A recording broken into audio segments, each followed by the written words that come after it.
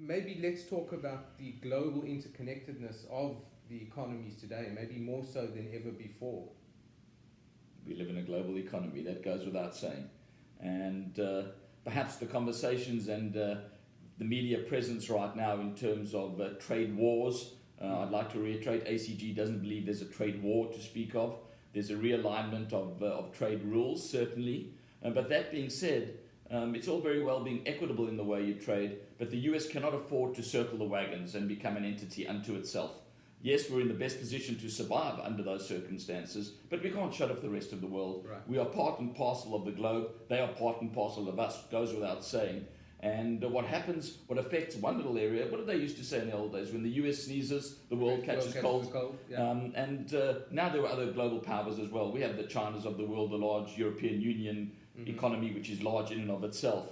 But that being said, we're still very interconnected.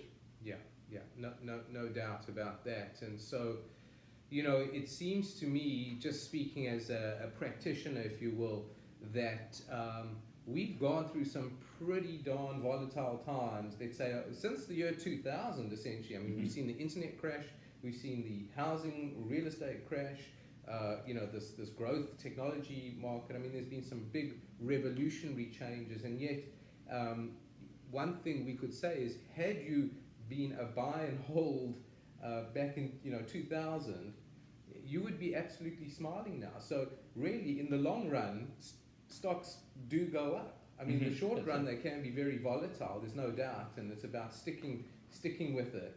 But, you know, I think at the end of the day, the lesson is, we don't know what the future holds, but whatever it holds, if you stick with those good long-term stocks over the long period, you seem to come out okay. Indeed. There are long-term stocks that don't always survive in the manner that we expect them to. I might use GE as a perfect example of that. Right. Kodak, who developed, as I understand, digital photography, and look where they are today. But that being said, yes, you've got a diversified portfolio of good, wholesome stocks over the long run. You're sure to succeed. You should be okay. All right.